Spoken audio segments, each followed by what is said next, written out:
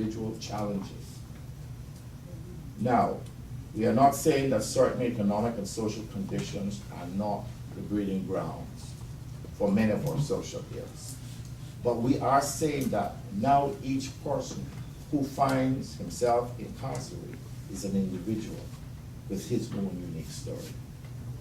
The above are some of the reasons we felt from the beginning that our research proposal had to begin with a critical look at the methods and findings as well as the recommendations of previous studies.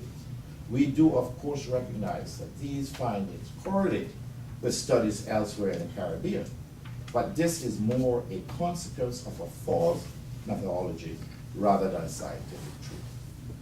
Our second objective is to design an appropriate methodology based on community collaborative solutions, which already implies that the community will not just be studied and left, but will begin to reap appropriate empowerment from the outset. This research method combines sociology with the humanities.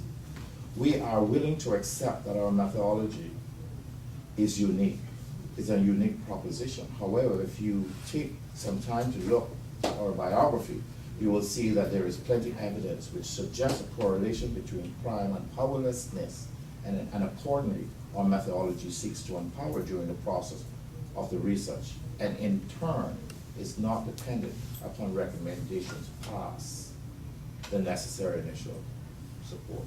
Our hypothesis is rooted in sociology, but we do not take empiricism so far that we reject the role of the values of the researcher and the subjects. The sociologist is a philosopher, even if the philosopher is not a sociologist.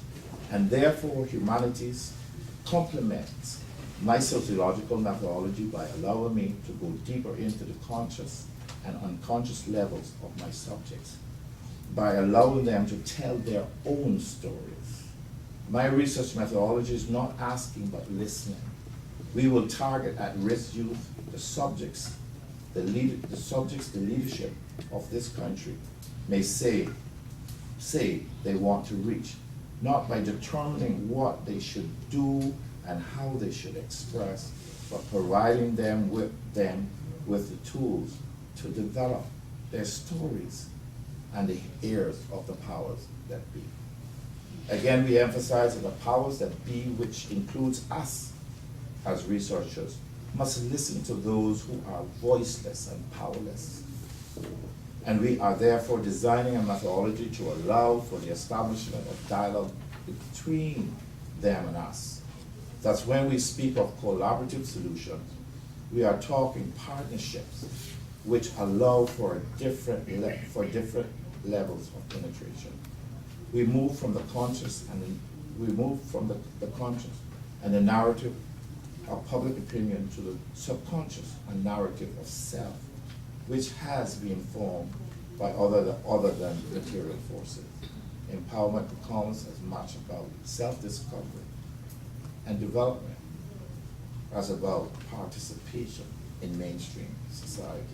It is at this level of collaboration that we believe we will find many of the individual causes of crime and social disorder in our society. By giving these young people a platform, we not only discover the extent to which public opinion has permeated their consciousness and assisted them with developing a negative image of themselves and society. We will also, we believe, discover their expectations and the restraints which society places on their self-image and pride. The level of penetration of our storytelling methodology goes much deeper than that of purely quantitative research, which we have relied upon for our solutions. Again, we need to hear what these young people are saying. We need to provide a platform for expressions, and our methodology, which combines sociology and the humanities, is providing us already with their stories and not their answers to our questions formulated from public perceptions. And here are a few stories.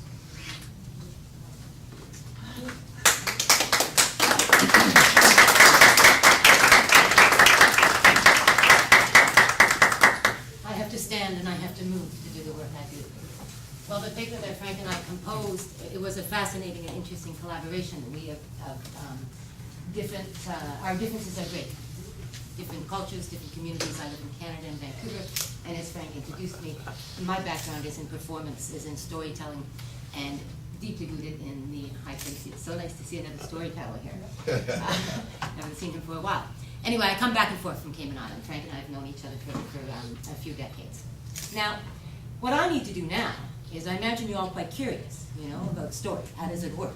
What are we actually talking about? It's difficult to understand it, because Frank's been talking about the particularities of Cayman Island in your society.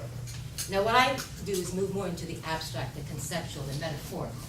Now, the only way to really help you see how our method is intended to work is to tell you a story. So I'm going to start with just one short story. I have another story, but I think this one is a very important story. And it's a story that could be much longer, but in the interest of time, I'll keep it short. And this story begins a long, long time ago, in a place far, far away, in a land occupied by witches and warlocks. And one day, the elders of this land were sitting around complaining. There had been no new ideas for a long time, and they felt that the young people needed to get out there and tell them, you know, give us some new magic potions, some new spells, some new casts. We want to see some good transformations. We're old, we're tired. So even though this conversation went on for a long time, this conversation's like that, well, I can't tell it to you because we don't have time. But at the end of the conversation, the elders had made a decision that they would gather the young people in a conference, and they would challenge them to come up with the scariest, the spookiest, the most horrifying magic potion or spell or transformation, because of course transformation is the job of witches and warlocks. So the day of the conference arrives, everybody's very, very excited. All the young witches and warlocks are nervous and anxious. People have come from all over, and the presentations were phenomenal. They went on all day, but I don't have time to tell you what actually happened there. So we'll get to the end of that conference. In the very last presentation, it was a young witch. She was shy. She wasn't even sure she was going to get up there and do her thing. But the elders persuaded her, oh, go, go, go. This is what this conference is here. We want to hear your ideas. No ideas, not good enough for us. So she gets on the stage, and she introduces herself, and she says, you know, there's been so much amazing stuff happen this week. I only have a story. I just have a story to tell you. And the younger witches and warlocks in the audience, they kind of sniggered, you know, story. Some of them had turned spiders into dragons and all sorts of wonderful things that I don't have time to tell you about. So she tells her story.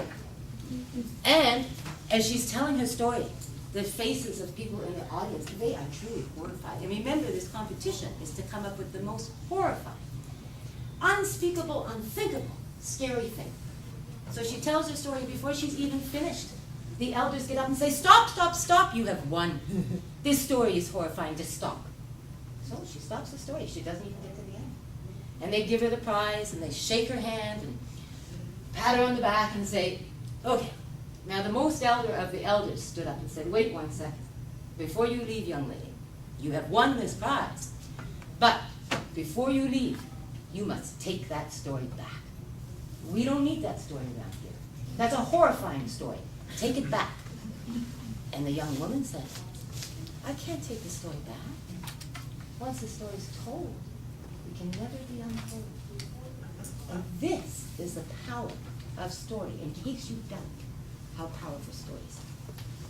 But even more, not only must we be careful about the stories we tell, because we cannot take them back, we must be very careful about the stories we listen to equally. Okay, so you got a bit of an idea about the power of story? Yeah. So now you're interested in how I actually work with story? How this would actually fit in to Frank and my collaboration? Okay.